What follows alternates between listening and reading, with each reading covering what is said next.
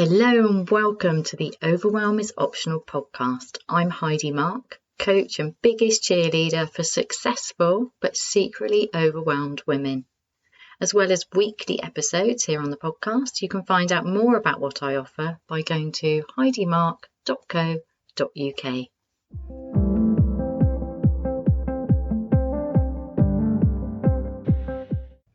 Hello and welcome to this week's episode of the Overwhelm is Optional podcast with me, Heidi Marke, the gentle rebel coach. Gentle rebellion, because we need to rebel against all of this pushing on through overwhelm and exhaustion rubbish and postponing happiness and ease till when? The end of your to-do list? That doesn't exist, so that's a load of nonsense. Burnout is unnecessary. Let's just stop with this madness. And let's take better care of ourselves and each other. So this week is self-care, the gentle rebel way. So if we go back to basics with the gentle rebellion, so if you're new, if this is the first time you've listened, this is perfect time to listen, because I'm going to just quickly recap what the gentle rebellion is. And if you are used to listening, whether you're new or whether you're always here, thank you so much for being here. Really appreciate it.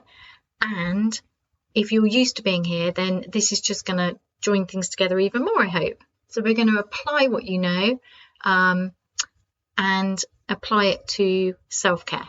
So self-care, the gentle rebel way.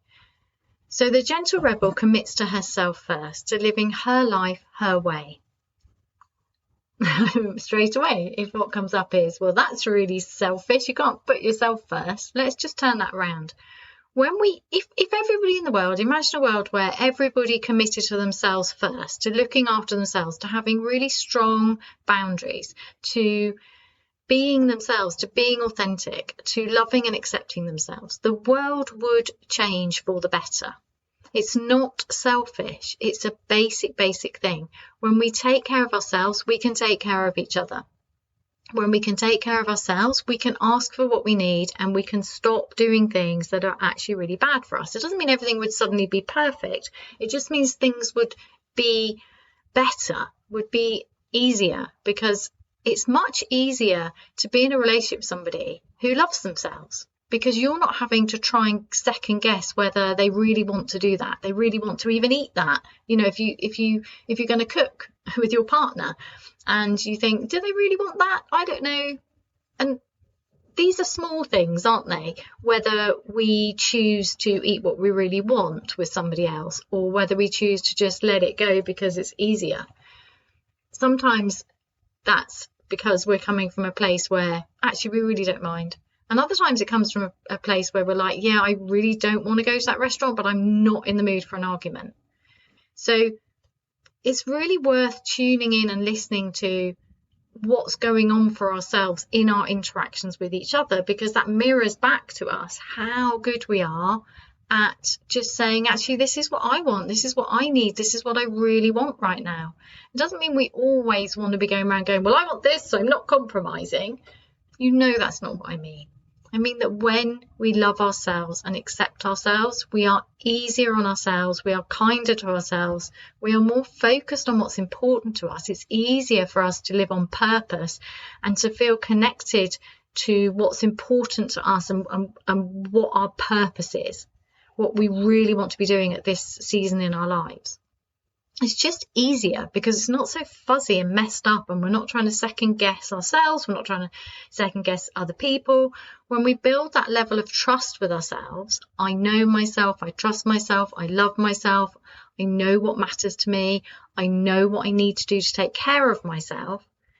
Everything comes from that place. It's easier. It's just less messy. So, a gentle rebel commits to herself first, to living her life her way. Why is that a rebellion? Well, it's not really what you're told to do, is it? You're supposed to follow certain rules. Most of them are actually unwritten rules about behaviour and about, I don't know, just doing the sensible thing, the rational thing. It's got a lot to do with saying no to things which aren't meant for you and yes to things that really light you up. So I'm thinking in terms of the body with saying no to things not meant for you. If I think of the times in my life when I've managed to get exhausted and sick, and then I'm grumpy and I'm not really functioning properly, and that's when I'm meanest to people, that's because I've crossed boundaries and not listened to my body. So that's doing things that really I just weren't right for me, like going to work when I'm sick, or taking some time off and then to be ill, but then actually working and feeling guilty and not really looking after myself. So they are things that just aren't right for me. You know, staying in jobs longer than it was really energizing me, when I knew it was toxic for me personally, it wasn't the right place to be, but staying because I didn't dare listen to my body. Or, for example, when I did if you've listened to my story before about running a half marathon and pushing myself to finish it, even though I was injured, and then that injury staying with me for a decade. And much smaller things like eating food that I know really makes me feel ill or off because, I don't know, because I'm feeling lazy, or I can't be bothered to listen, or it's just easier because of the circumstance.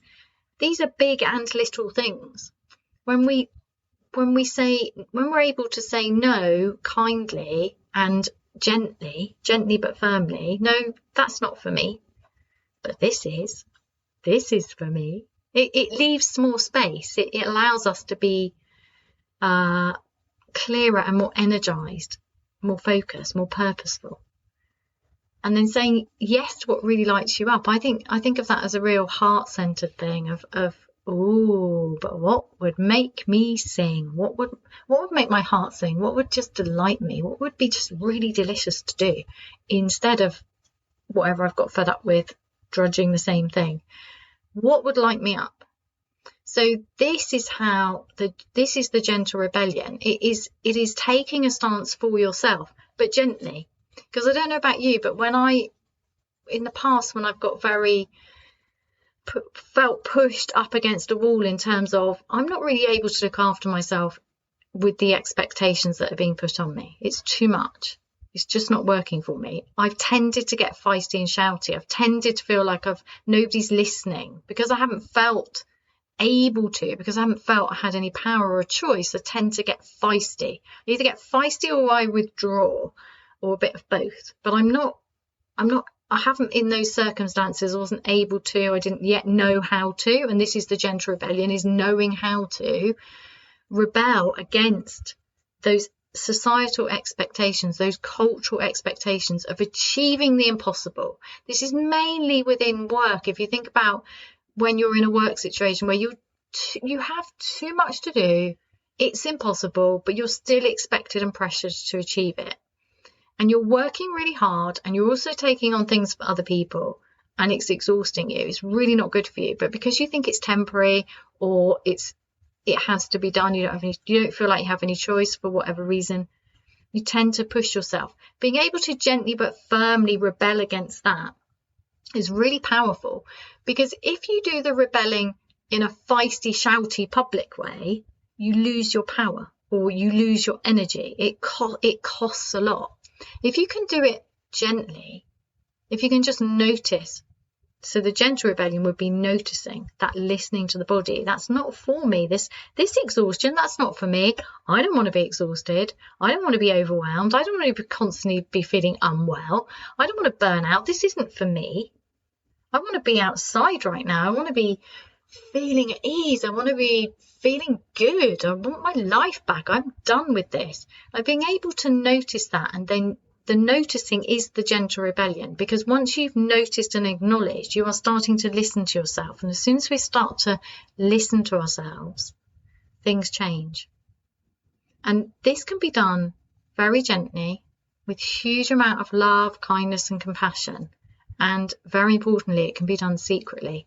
And that's what I really like, because when we start to do something new, when something's fledgling, this idea that maybe I could do things better, maybe I could do things differently, maybe I could live in a way that was more suited to me. If we make a big public announcement or a big shouting, no, I'm not doing that, I'm sick of overworking,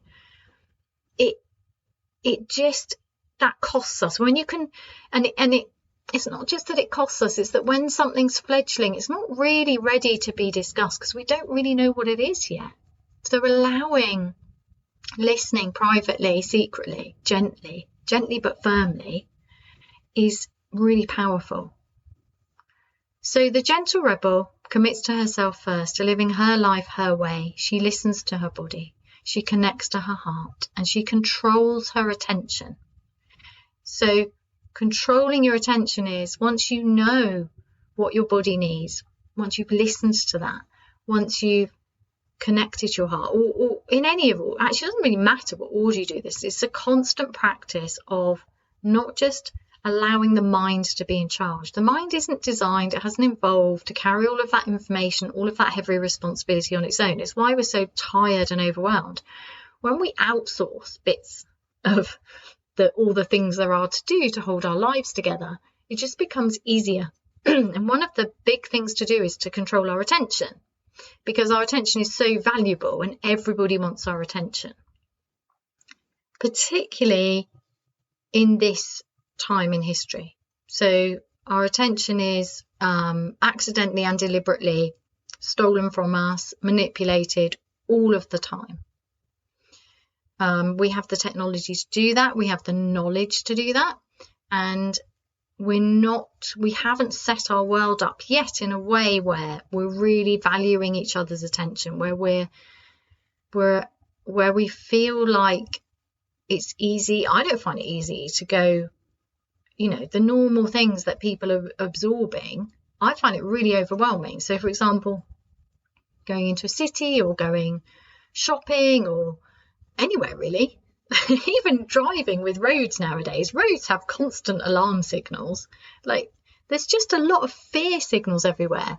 And we know this very clearly about humans, that when you activate the fear response, it disables a lot of it just makes it really, really hard. It's why we get overwhelmed and exhausted, because we're hitting the parasympathetic nervous system all the time with all these fear signals all the time. Not just the news, not just advertising, but also there's just so many warning signs everywhere. Like I bought a cup of tea from a outside catering thing once, and there was this warning sign, this big scary warning sign saying, "Caution, drinks are hot." No, you don't say. Hot drinks are hot. It's unhelpful, because those fear signals are there to keep us safe, but we're not in mortal danger all the time. Cups of tea are not about mortal danger, and we are unkind to ourselves. We are destroying our ability to be well and focus on what's important and be kind and look after ourselves. We make self-care harder because we make it so hard to go about your day without wrecking your nervous system. So I'm just going to pull all this together into the gentle rebel's way of self-care. So self-care, the gentle rebel way, or what I'd like to do is to help you create your own self-care rebellion. So let's just think about what happens. You go through your day, and the way the world is set up at the moment, unless you completely disconnect, and there are ways to do that, but it shouldn't be necessary, in my opinion, it shouldn't be necessary to completely disconnect from society in order to give your nervous system a break and to recalibrate your body, your heart, your mind. It shouldn't be necessary. I argue that we need to start setting things up in a way that is kind, that is nourishing for our minds, nourishing for our nervous systems. The amount of crazy stuff going on in the world because of the amount of overwhelm, the amount of fear, it's not how we function optimally as humans. Now, I don't want to get into some big, shouty political match about how psychology is being misused, about how there's the news cycle and government messaging and loads. That's not my lane. My lane is empowering you to gently rebel, to understand the effects and the impacts of having your nervous system constantly set off into high alert, whether deliberately by the news cycle, by advertising, etc., in order to sell to you, and also for you personally. So I'm really sensitive. I'm a very sensitive person. I'm sensitive to pretty much, like sound. Like some shops, I just walk straight out again because the music just, I can't cope with it, or the lighting, or the layout, or the smell. Smells get me. Some shops, I'm straight out, can't stay in there. So noticing for you what sets off, what does what for your nervous system really matters, because when we learn how to nourish our minds, nourish our bodies, nourish our hearts, nourish our nervous systems, that's proper self-care. That's real self-care.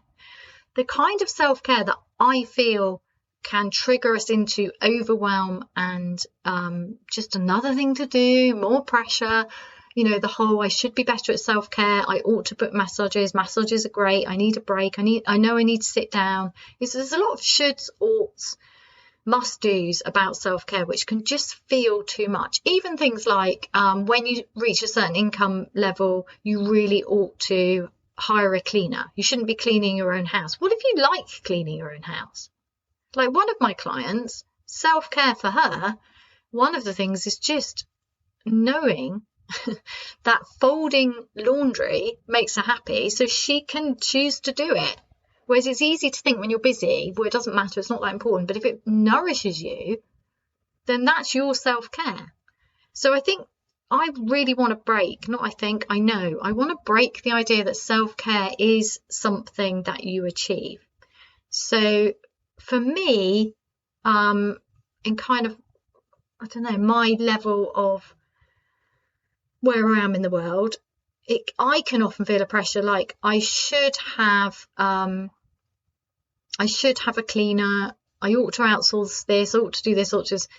Actually, I don't want to. It wasn't until recently I thought about it. Actually, I don't want to. Actually, I really like. It's not the cleaning of the house. It's the kind of like. There's something nice about. I don't know. It's the loving of the house. It's the appreciating of the house. It's the creating the homeliness of the house. It's not having a cleaner or not having a cleaner. It's how it makes you feel. Like a friend of mine is obsessed with cleaning and realised it was just taking over her life, and now she has a cleaner. So for her, that's a really nourishing thing to do. For me, at the moment, I just don't want one. But it can feel like a pressure. You ought to be having massages. You ought to be having facials. You ought to be outsourcing this. You ought not to be doing that yourself. No, scrap all that. What feels good for you? What nourishes you? Now, to work that out, there's a really important step. And it's a really, really simple step. And it's related to everything else that I teach. And that is noticing. Neutral noticing. Neutrally noticing how you feel about self-care. So if you hear people talking about self-care, or you're reading about it and you're thinking, well, I really ought to be doing all of these things, noticing that is a fundamental step. And then maybe stepping back from it. So if you notice that you feel pressured by the idea that you ought to have self-care sussed, and there's certain things you ought to be doing, like having regular massages or whatever it is, it's worth stepping back and just looking at that, because it's always worth doing that. It seems like a silly thing to say, Heidi, but bear with me. So let's just think about it. I know that when I was having massages booked in regularly, that I was justifying that on the grounds that I needed it in order to maintain my body so that I could work under extreme pressure. So there's part of that is it becomes a solving of a problem. So it's about maintenance as opposed to pleasure, or just because I'm the kind of person who has massages. I mean, I would argue I am the kind of person who has massages. I love massages. Some people don't. I think most of us do, because especially if we can let go and really enjoy them and feel nourished by them, as opposed to having a massage where you're getting the masseur to push stress out of your body, solve problems in your body so that you can keep going. So it's not the massage, is it? So it's worth looking at, am I exhausting myself and pushing myself too hard? And then at the end of that, I reward myself with self-care. Because if that's the case, is that self-care?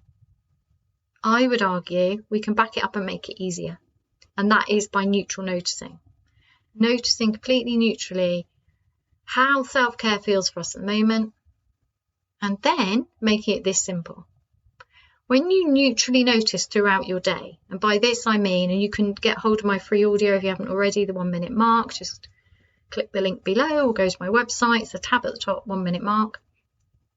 When you neutrally notice throughout your day how you're feeling without trying to achieve anything, without having to do anything with that information, that is self-care.